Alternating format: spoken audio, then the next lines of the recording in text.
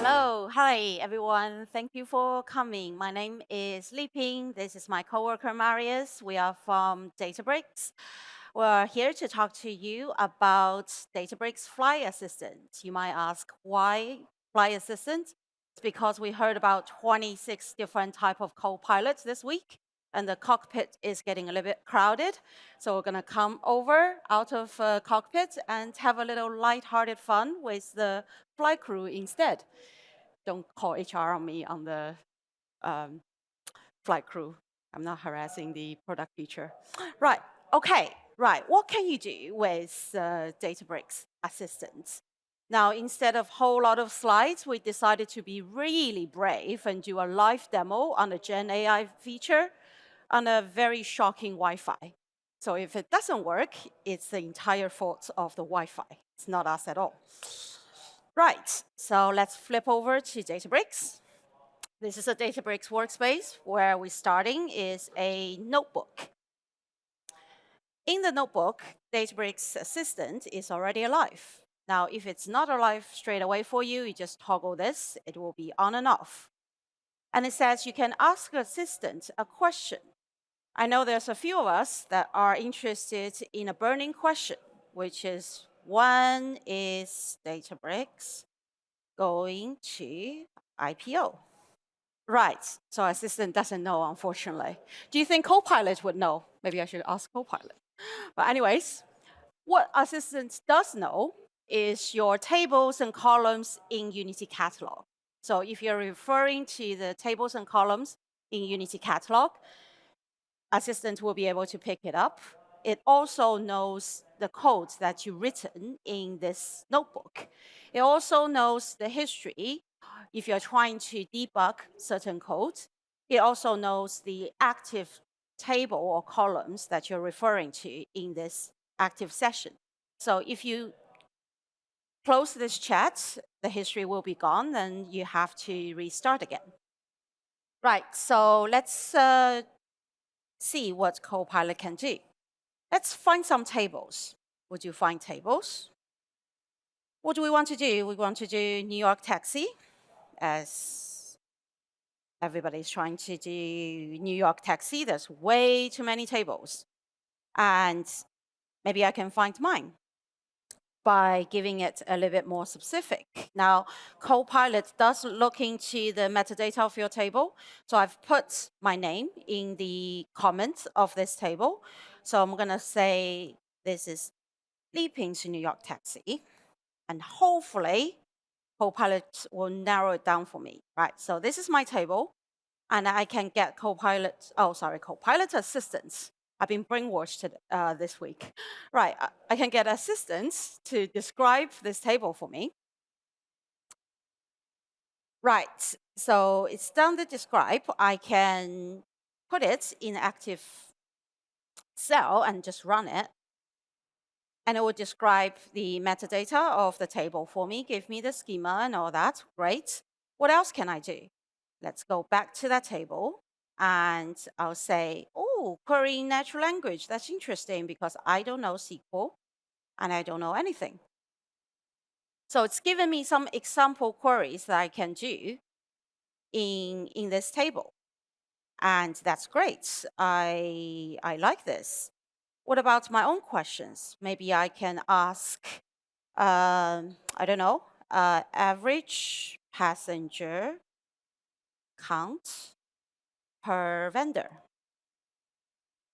And it will generate a query for me, hopefully. Right? It's generated a query. It also explains what the query does. Again, I don't know SQL, but I want to transform on top of this data. So I see there's a pickup daytime and drop off daytime. Maybe I want to add a column that's the pickup date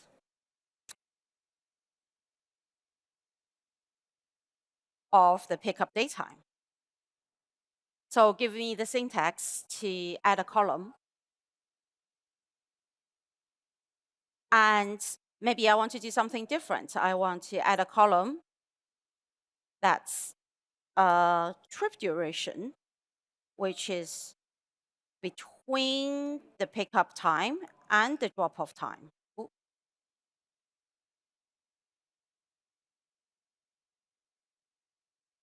I can do that.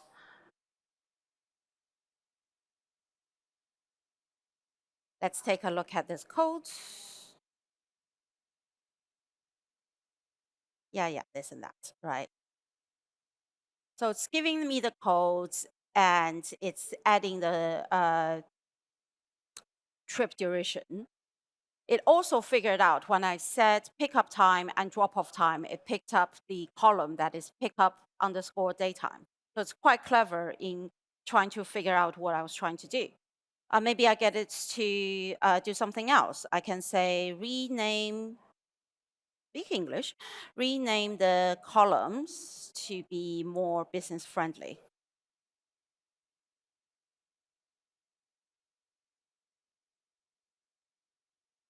And it'll give me the syntax to rename the columns, which is great.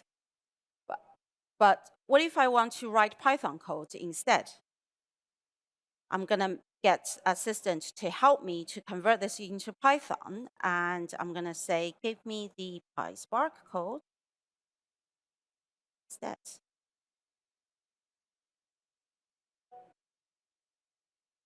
And I will just do that, right? It will convert the SQL code into PySpark for me. Someone was asking yesterday, I got hundreds and hundreds of SQL queries I would like to convert to Python. You don't have to do that manually. You can get assistants to do that for you. And this also is available in the query editor view. So if you're a SQL persona and you don't usually work with notebooks, you can come to the SQL editor and then toggle on assistant and do similar things. And now I'm going to hand over to my coworker, Marius, to show you more demos. We're going to handle the questions offline. So find us later at Microsoft Stand or adjacent to Microsoft Stand or at the party. If we're too happy at the party, then find us on LinkedIn or answer any of your questions. Thank you very much, Liping. We also have a bit of swag here, so if you want to approach us, if you're brave enough to ask some questions once we finish the session, we have a few t-shirts to give away as well. Now, Liping finished her demos with converting, showing you how to convert from SQL to Python, and I think that's quite a powerful use case. So I wanted to dive a bit deeper into this sort of stuff, because that's something you might want to do, either because it's your own code and you want to convert it, or maybe you inherited something from someone else and that's no longer supported, or even you might end up wanting to migrate from an existing system you have. So I'm going to start with something very basic here, which is just there's a Python script here that is just doing hello world, but backwards. And obviously, I could open the chat just like before and ask Assistant to reverse it. You also have this option to access Assistant directly in the cell as you're coding. And this can save some time. So I can ask it to convert to ANSI SQL. And that's it. And I can see here on the right, it's the same code. Now in SQL, I can just accept it and I can run it straight away. Now this is not, well, in this case, I actually need to tell it it's SQL now, no longer Python, and then try again. This is not always going to be as simple, but it might get you a long way to doing the conversion. Now, that was a very simple Python script. Here I have something that's slightly more complex. I'm actually selecting from the New York Taxi samples database. This is something that anyone who's using Databricks can easily use, so you can recreate this, and then just doing some aggregations on top. So again, if I just go to the assistant and ask it to convert to ANSI SQL,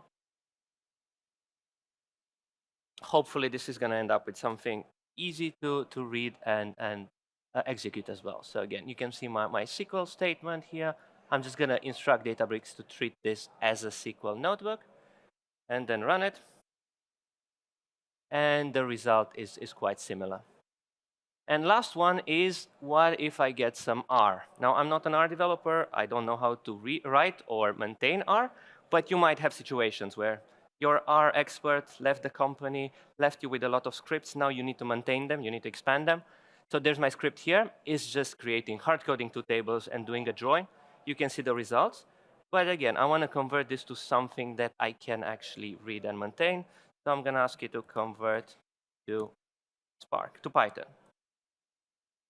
Let me try that again.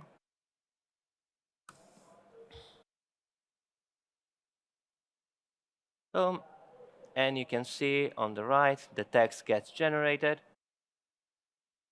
And I can accept it. And in the interest of time, I already executed this code, and it actually does run. The result is very similar.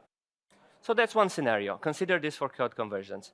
Another example I wanted to go through is, let's assume I get this bit of code. This might come from a fellow coworker. Again, it's working. I need to start maintaining, expanding it. Maybe it was just me writing it. I was in a rush. There's no documentation here. There's no formatting. It's quite hard to figure out what's going on. So there is functionality in Databricks and has been for a while to auto-format. I don't know exactly how to access that. I'm not sure what's the keyword shortcut, so I can just go here and say prettify. Okay, so again, I'm talking to Assistant. It's going to understand the command, and then it's going to use pretty much GenAI to rewrite my code in a way that's nicely formatted. So this looks a lot better. But again, there's still no comments here. So next thing I can do is just go here. If I hit slash, there are some pre-built instructions, so I don't have to write them over and over again because they're quite common. And I can just ask it to document the code. And it's going to insert the documentation in the key places needed.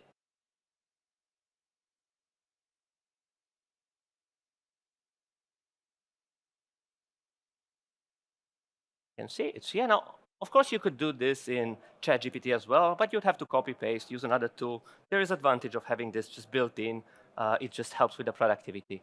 Now, this looks a lot better, but in order for me to figure out what's going on, I still need to read the comments, still need to read the code. Is there a better way? Well, actually, I do have this option to ask Assistant to just explain what's in the code. As soon as I do this, on the left, I get this prompt, and then it's just going to give me a verbose English definition of what the code is actually doing. So it should help me understand and work on this better, and again, accelerate my process. Now, last thing on this is I'm going to notice that actually this is using pandas, NumPy, so this might not take advantage of the underlying Spark engine. It might not be the best way to run stuff directly on Databricks. So I can see this connecting thing, which is getting me very nervous, but what I could do is just say convert to PySpark.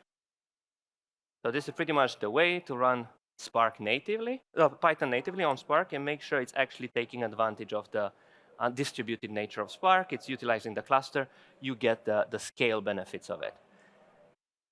Now, I do see that I'm losing internet connectivity here, which is worrying, but yes. You can have a quick look if we can get connected again. If not, I do have the output already, so maybe we can go down that route. Should work now. That's okay. Yeah, I don't want to waste any time because we don't have that much time. So if you do run that command, you're actually going to end up getting this code as an output. This is now using PySpark. It's actually, if you run, it's going to run straight away. And if I look at the execution, I see those Spark jobs pretty much proving that it's now using distributed computing. It's using multiple threads, utilizing the cluster. So that's quite a win, and it's easy to do. And we've seen in a lot of instances customers having issues with scripts, machine learning problems, just because they're not distributing their workload. This is a pretty easy way to do that. Now, lastly, please bear with me. I'm going to try to reset. Try to do the SQL bits Wi-Fi because my 4G's died. Okay. We apologize for this. This is out of our control, unfortunately. So, since this is not working, I'm just going to talk through the last bit of example. So we talked about how you can convert code, talk about how you can explain, document, work on code. Oh, there we go. And then the last one I wanted to show is, OK, how can you generate code? How you can accelerate some of the work you're doing? So let's assume you have a table. In my case, I have a sales table. It's fine. It's good for reporting. But I heard from Databricks that in order to get really good performance, there's this Z ordering you can do, and you need to optimize your table. So I could go check out the documentation, see the exact syntax, how to do that. Or I could just shortcut that and just ask Assistant to do that for me. So just pretty much go in again, and then just ask it to give me the SQL code I need in order to Z-order and optimize the delta table, and I'm just specifying which delta table I want to do. And there's the code, and I can just run it. It looks good to me, so yeah, it's just going to execute. Now, this is not rocket science. You could go check out the documentation, but it accelerates your work. Now, just to go to another example, one thing that I always struggle to and remember the syntax on is, what if I want to call an API? What if I want to do something more complex? Usually I end up on Stack Overflow, finding a snippet of code that works, and then replace it with the URL I wish to call. In this case, I'm just going to use an open and free API that actually doesn't need a key, and I'm just telling Assistant to call the following API, passing in the API every 10 seconds, and print the result. I just do this, I get the code, and I can just execute it. Now, in your scenario, you're probably going to have a key, so you might change that prompt a bit, specify, okay, there might be a key, maybe give it a dummy value so that you get the boilerplate code. Once you get the code, then you replace it with your sensitive data. You might not want to include your sensitive data in the prompt itself. And you can see every 10 seconds, this is changing. So that's quite cool. And the last one, a very common workload on Databricks is streaming. And streaming, one common source for streaming is Event Hub. So again, I want to create some boilerplate code to just show me how do I stream from Event Hub and write the data into a delta table. That's very common. So I can just have a prompt that says example code on how to read from Event Hub, write to a delta table, include the connection string detail as well, because I want to know, okay, how do I format it? What bits of information do I need to get from the Azure portal? The string, the topic, the key, things like that. And I get this. Now, this is not going to work, but because it's still going to get me maybe 80% there. And then I can just come here, replace the missing bits, and have a working pipeline. So going back to the slides, we covered in these 20 minutes with technical issues. We covered how you explore your data, how you can do citizen-level transformations on top of your data, even if you don't know or don't want to write SQL or Python in natural language, how you can do code conversion, how you can document your data, your code, explain it. You can even fix it. So that was the third command that I didn't show. If you have an error, you can ask Assistant to take a stab at fixing it. This tends to work really well if your errors are fairly simple and if your code is quite simple. On super complex code, which from my personal experience, it's not that great yet, but we're getting there. And then lastly, you get development acceleration. You can just do all these lookups, boilerplate code. So it can be quite good. And we've heard really positive things from customers already utilizing Assistant. It's just there. Right now, it's in preview, so it's free. You can immediately start using it. I think we've enabled it by default, so you should just have it available if you're using already Databricks. We've added some resources that we're going to share together with the deck. And we thank you for your time. If you can provide some feedback, that would be much appreciated. We're going to be here for another 5-10 minutes to answer questions, and then we'll be around. Thank you. Now, who wants some Databricks London user group t-shirts? Hello.